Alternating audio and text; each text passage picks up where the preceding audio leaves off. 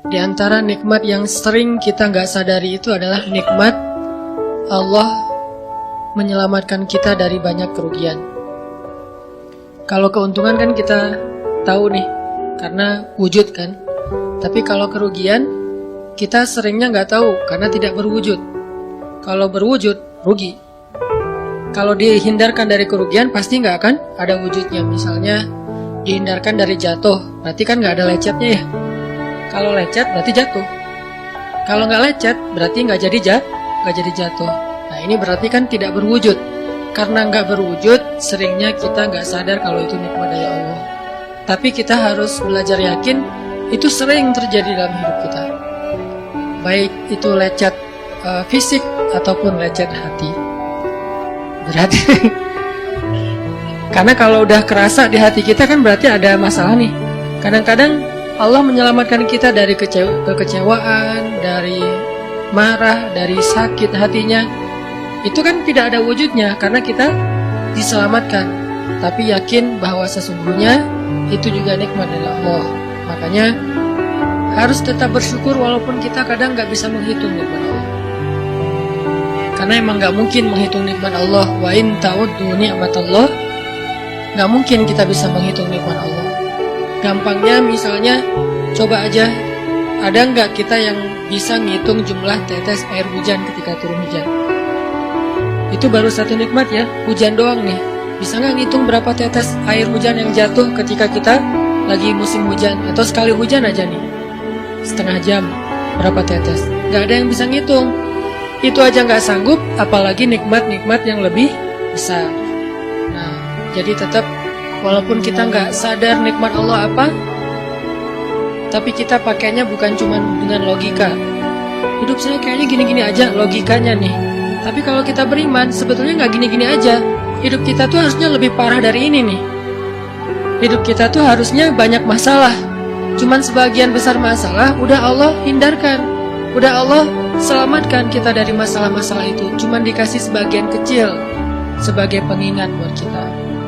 Kadang-kadang kalau nggak dikasih masalah sama sekali, kita suka jauh dari Allah. Karena Allah kangen. Di antara hadis kangennya Allah kepada kita tuh, Allah kalau kangen kepada hambanya, dikasih ujian. Hamba yang kayak gimana? Hamba yang kalau nggak dikasih ujian, nggak deket sama Allah.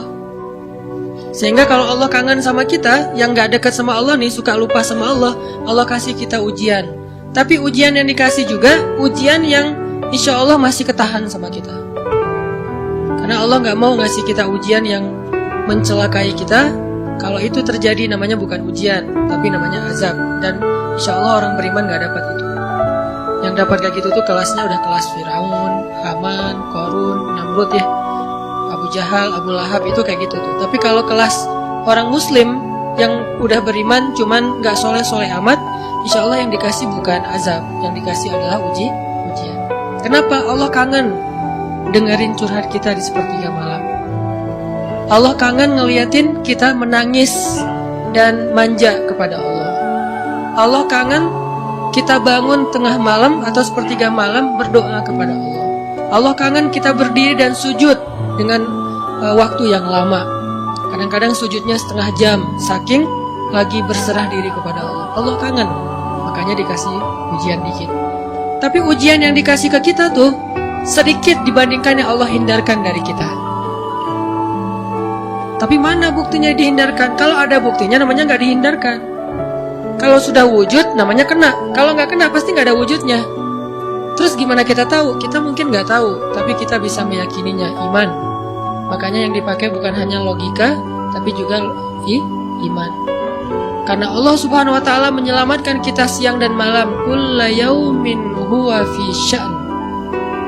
Itu ayatnya. Kulla yaumin huwa fi sya'n. Setiap hari Allah sibuk menyelamatkan kita. Salah satu tafsir dari kalimat fi sya'nin adalah Allah sibuk menyelamatkan kita.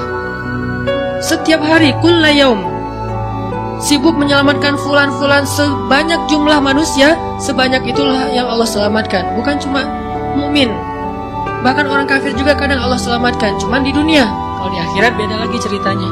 Kalau di dunia, rahmat Allah semuanya dikasih, baik kepada mukmin ataupun kepada yang tidak mukmin. Dikasih rahmat Allah di dunia, tapi di akhirat hanya berlaku bagi orang-orang yang beriman.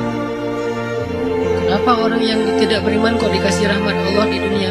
Karena di sisi Allah dunia itu kecil, gak terlalu berharga, makanya dikasih semuanya. Akhirat itu berharga, makanya dikasih buat yang Allah sayangi, yang Allah pilih doang, yaitu orang yang beriman.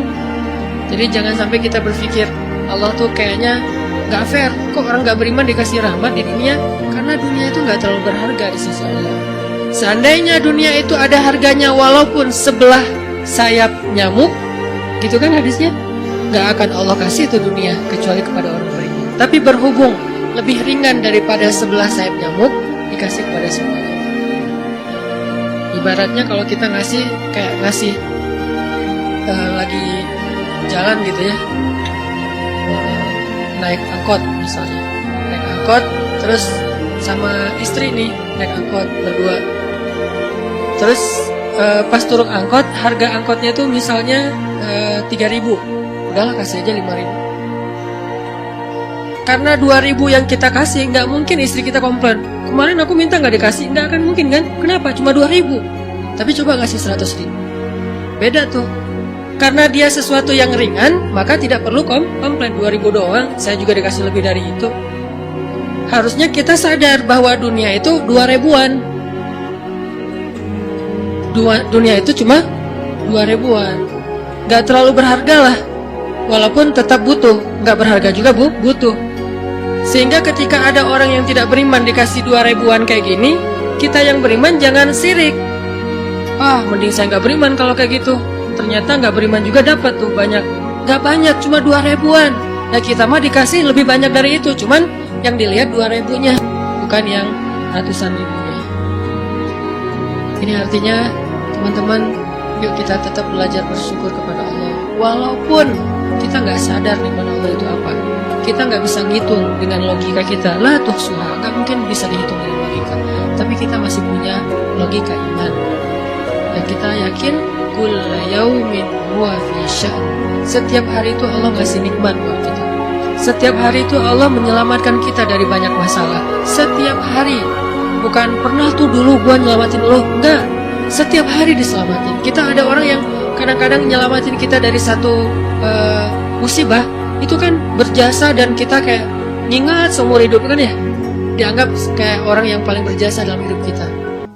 Dulu hampir putus gara-gara dia nggak jadi putus gitu, nyambung lagi dalam bentuk yang halal misalkan ya. Berarti kan dia paling berjasa nih. Kalau nggak gara-gara dia nih udah putus tuh. Kalau nggak gara-gara dia udah cerai nih. Alhamdulillah gara-gara si fulan, gara-gara ustadz itu, gara-gara teman saya, gara-gara orang tua, kita yang tadinya hampir bercerai gak jadi bercerai, kan dia berarti berjasa banget dalam hidup kita, menyelamatkan rumah tangga. Allah menyelamatkan kita dari yang kayak gitu-gituan tuh kulla yaum, setiap hari. Kalau yang belum menikah, setiap hari Allah menyelamatkan kita dari zina. Apalagi kita hidup di zaman fitnah, apalagi kita hidup di kota besar kayak di Bandung, yang fitnahnya mungkin lebih besar daripada di desa. Dengan mudah kita bisa terjerumus ke dalam dunia-dunia yang kayak gituan, mudah banget. Tapi setiap hari diselamatin, besok diselamatin lagi, lusa diselamatin. Walaupun seringkali Allah pengen nyelamatin kita, kitanya aja yang kekeh gak mau diselamatin. Udah jatuh, Allah selamatkan dari apa? Dari makin terpuruk. Kadang-kadang kan jatuh ketiban tangga nih, jatuh doang gak ketiban tangga.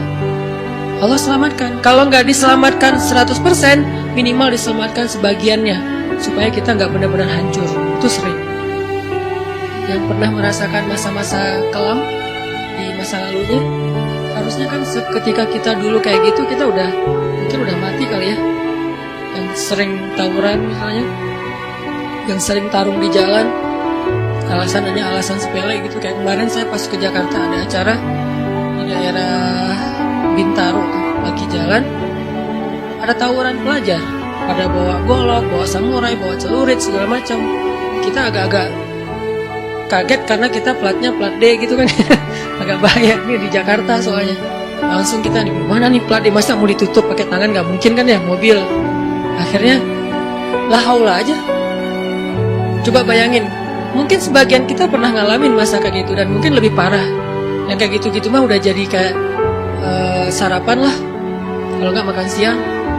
Kayak gitu-gitu udah sering. Kenapa masih bisa selamat dan sekarang bisa duduk di masjid? Kalau bukan karena Allah menyelamatkan kita. Jadi kalau ada yang cerita ke saya tuh tentang pengalaman masa lalunya yang luar biasa kelam, saya tuh selalu bukan takjub ke dianya, takjub ke Allahnya. Bukan takjub karena dia bisa berhijrah, takjub karena Allah masih menyelamatkan dia dan menghijrahkan dia. Sehingga ketika dengar cerita kayak gitu, yang kita ucapkan adalah Masya Allah, Alhamdulillah. Bukan, wah hebat lo ya, dulu pernah bunuh orang, pernah ini, pernah semua dosa pernah gue lakuin dah. Itu gak perlu bangga, karena kalau dia gak diselamatin Allah, dulu udah celaka dengan dosa-dosa itu. Tapi karena Allah selamatkan, akhirnya dia diberi kesempatan. Bikin dosa, dibiarin sama Allah. Bikin dosa, dibiarin, bukan dibiarin berbuat dosa, dibiarin supaya dia kembali kepada Allah, dikasih kesempatan. Dan itu gak sehari, bertahun-tahun kan kita kayak gitu. Masih aja Allah biarin, masih Allah kasih kesempatan. Ini artinya teman-teman, benar, kulla yaumin huwa fi sya'an. Setiap hari itu Allah selalu jagain kita. Setiap hari itu Allah selalu nyelamatin kita dari banyak masalah. Kalau yang udah nikah, mungkin di hari-hari pertama atau tahun-tahun pertama nih pengalaman pernikahan ya. Ya nggak apa-apa deh. Sedikit lah ya, saya mah nggak terlalu berpengalaman. Ada yang lebih berpengalaman dari saya lah ya. Ada sedikit pengalaman. Biasanya orang yang baru nikah ujiannya itu 3 tahun pertama. Kalau dia bisa ngelewatin masa 3 tahun pertama, insya Allah agak lebih mudah ke depannya. 3 tahun pertama ini paling berat. Apalagi kalau dia nikahnya alhamdulillah gak pacaran. Kalau pacaran kan ujiannya udah sebelum nikah udah banyak ujian ya. Pas sudah nikah ya udah selesai. Bukan udah selesai ujiannya, udah gak ada yang perlu udah hambar aja. Udah plain ya. Pernah gitu Ustaz? Enggak sih. Untung ya, untung. Alhamdulillah gak pakai pacaran. Soalnya yang pacaran diputusin melulu. Jadi yang udah pacaran lama, pas udah nikah, kita mau ngapain lagi ya? Kayaknya udah semua ya. Oh iya, udah semua. Bulan madu dari dulu juga udah sering. Kan udah agak-agak plain gitu kan. Tapi kalau yang belum nikah, belum pacaran, nikah nih. Jadi kayak bener-bener baru pacaran, cuman ada konsekuensi lain yang mungkin ini jadi kayak semacam ujian lah, biar sabar. Masa-masa adaptasi, masa-masa saling mulai mengerti, oh ternyata kamu tuh kayak gini dan segala macam. Apalagi kalau baru nikah langsung LDRan kan berat banget tuh. Nikah LDRan, pacaran LDRan aja berat. Bener gak sih? Nggak ngaku Pacaran LDRan aja berat, apalagi nikah LDRan. Kenapa? Pacaran itu kan masih banyak pantangan. Nikah kan udah masih banyak ibadahnya. Tapi nggak boleh ibadah, coba gimana? Nggak sengsara tuh, merana kan? Harusnya boleh, tapi nggak boleh. Yang tadinya nggak boleh aja sengsara, apalagi udah boleh.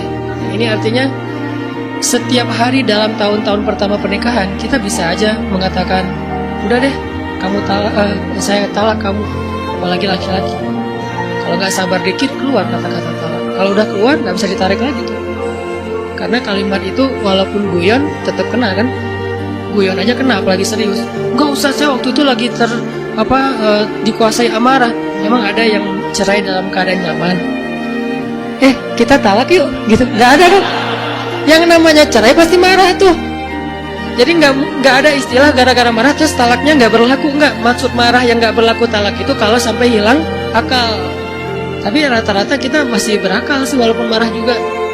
Karena ada orang yang marah tuh kemudian dia jadi kayak orang yang gila gitu gara-gara marahnya, itu hilang akal. Tapi kalau masih berakal, masih mukallaf, masih bisa berpikir, ya namanya cerai nggak ada yang nggak marah. Yang namanya cerai pasti marah. Say, aku talak kamu. Nggak ada, udah talak manggilnya say. Udah gitu pakai emoticon yang love gitu. Tapi talak kan agak-agak klise ya. Nggak ada, pasti emoticonnya tuh berderai-derai atau hatinya terbelah kan gitu kan ya. Lagi rame soalnya tuh yang kayak gitu-gitu. Ini artinya bahwa yang namanya talak nggak ada nyamannya, pasti lagi marah dan tetap berlaku teman-teman. Kalau nggak Allah membimbing lisan kita, mungkin hari kedua udah talak. Kalau Allah nggak membimbing hati kita, mungkin bulan pertama udah talak. Berarti kulla yaumin huwa fi sya'an. Sebetulnya kalau dengan logika iman, harusnya kita yakin setiap hari itu Allah pasti nyelamatin kita setiap hari. Cuman karena udah diselamatin jadi nggak ketahuan. Kalau nggak diselamatin ketahuan. Tadi mau jatuh di jalan nih, naik motor nih, mau keserempet harusnya jatuh, tapi nggak jadi keserempet, atau keserempet dikit nggak jatuh. Kan kita suka lupa kalau kayak gituan nih. Kalau udah jatuh baru ingat, kan saya tadi udah baca Bismillah, kenapa masih jatuh? Gitu kan? Tapi kalau nggak jatuh, kita lupa bahwa ternyata perjalanan kita itu dilindungi oleh Allah, sehingga kalau udah sampai bilang Alhamdulillah. Jadi banyak yang kita nggak bisa ngitung karena memang tidak terjadi. Kenapa nggak terjadi? Allah yang menyelamatkan kita. Kullu yaumin huwa fi sya'n. Sehingga tetap walaupun mungkin kita nggak ngerasain, bilang aja Alhamdulillah, Alhamdulillah setiap hari aja gitu. Karena nggak ada ruginya juga kita ngomongin Alhamdulillah. Satu-satunya kata atau nama yang nggak rugi disebut cuma nama Allah. Dan satu-satunya nama yang rugi kalau disebut nama mantan. Itu nggak enak banget nyebutnya. Kadang-kadang lagi ngobrol sama temen atau lagi kenalan di dalam kampus nih ya, atau kelas anak baru ceritanya. Kan kenalan nih, dipanggil nama sama guru satu-satu. Pas ada satu nama misalnya namanya siapa gitu kan ya, kita sendiri yang pas nama itu disebut langsung meriang. Lah kamu kenapa? Itu nama mantan saya bu. Kan suka gitu ya. Sampai ada nama jalan bisa buat dia kegeeran sendiri. Saya pernah di Masjidil Haram ada salah satu nama gate. Nama gate tuh bukan gate Masjidil Haram ya. Kalau gate Masjidil Haram semuanya nama cowok. Kan nggak mungkin saya punya mantan cowok kan. Salah satu gate di hotel lah. Itu namanya tuh nama, pokoknya nggak usah disebut, ketahuan ntar di stalking lagi ya. Ada salah satu gate di hotel besar kayak Zamzam Tower gitu. Gate-nya tuh namanya nama seseorang. Pas ngeliat tuh, gitu doang. Coba bayangin, nama aja bisa bikin kita calangan. Nama, coba. Jadi satu-satunya nama yang kalau disebut itu bikin kita nggak nyaman, itu nama muatan. Dan satu-satunya nama yang kalau disebut bikin kita dapat kebaikan cuma nama Allah Subhanahu wa taala. Setelah itu baru nama Muhammad sallallahu alaihi wasallam. Makanya nggak ada ruginya lah bilang bismillah, innalillah, astagfirullah, masya Allah, subhanallah dan segala macam yang ada kata Allahnya. Sehingga Nabi bilang segala sesuatu yang di dalamnya ada nama Allah maka diberkahi, dan segala sesuatu yang di dalamnya tidak ada nama Allah maka tercabutlah kebaikannya. Jadi nggak ada rugi. Sehingga sampai nama orang aja yang paling baik itu adalah Abdullah sama Abdurrahman. Walaupun manggilnya Dul, El, tapi tetap namanya bagus nih, Abdullah, Abdurrahman. Panjangan prolognya Tapi ada hubungannya. Allah itu kalau kangen sama kita, Allah kasih kita ujian. Makanya jangan bikin Allah ngasih kita ujian kalau kangen, tapi ngasih kita nikmat. Kenapa Allah kasih kita nikmat? Soalnya kita udah biasa, nggak perlu diuji juga, udah tetap setiap malam tuh curhat sama Allah. Bukan pas lagi banyak masalah doang baru curhat. Kalau pas banyak masalah doang baru curhat, berarti pas kita lagi normal, kita lama tuh nggak ketemu Allah, nggak pernah miss call Allah, nggak pernah japri Allah, nggak pernah curhat ke Allah, nggak pernah DM. Kan Allah kangen nih, kemana ya dia, kok nggak pernah DM saya, kok nggak pernah miss call saya, kok nggak pernah japri ke saya, padahal online-nya sering loh. Tapi kok nggak pernah ke saya nih, online-nya masih apa nih? Kan Allah suka gitu sama hambanya, walaupun dengan analogi sosmed ya. Tapi Allah tuh perhatian banget sama kita. Allah nungguin kita datang. Setelah sekian lama kita cuek sama Allah, tiba-tiba kita baru niat mau datang. Udah lama juga ya saya belum japri ke Allah. Baru gitu doang, belum diketik nih, belum typing. Baru niat doang nih, Allah udah bahagia coba. Allah kok baik banget nih sama kita ya. Seolah-olah Allah butuh kita, padahal nggak sama sekali loh. Ghaniyun anil alamin. Allah tuh nggak butuh kepada siapapun di antara hambanya, nggak butuh sama sekali. Tapi kayak seolah-olah Allah tuh yang butuh banget sama kita. Saking baiknya Allah. Allah itu Raufun, Rahimun, Karimun, Jawadun, apalagi Latifun. Nah, Latifun Allah tuh sangat pengen dekat sama hambanya. Itu Allah. Udah lama pergi nih, sibuk dengan semua orang, dijapri semua orang, dia chat sampai tengah malam, chat sama orang lain, tapi Allah nggak pernah dijapri. Allah tungguin. Kalau manusia mungkin kita bisa nyebutnya kayak kesepian gitu, tapi Allah kan nggak mungkin kesepian. Tetap aja Allah nungguin seperti orang yang kesepian, saking kangennya sama kita. Coba begitu kita ada masalah datang ke Allah, Allah nggak bilang Giliran sekarang aja lo datang. Enggak kayak gitu Allah. Langsung Allah dekap. Langsung Allah, ada apa hambaku? Hal min haja, apakah kamu butuh sesuatu? Hal min taib, apakah kamu mau diterima taubatnya? Hal min mustaghfir, apakah kamu mohon minta ampun? Allah tanya kepada kita setiap malam. Dicuekin lagi. Datang Allah ke langit dunia. Harusnya kan Allah suruh aja malaikat nih, malaikat kasih tahu ke dia supaya berdoa. Enggak, Allah yang langsung turun. Ibaratnya Allah yang ngejapri kita. Enggak di-read juga. Setiap malam japri, setiap malam enggak di-read. Padahal online-nya, lasinnya tuh per setiap jam, bahkan setiap menit dia online terus. Tapi yang Allahnya enggak di-read, ketimpa lagi tuh. Marahkah Allah? Enggak. Kalau Allah marah, pasti kita udah celaka dari dulu juga.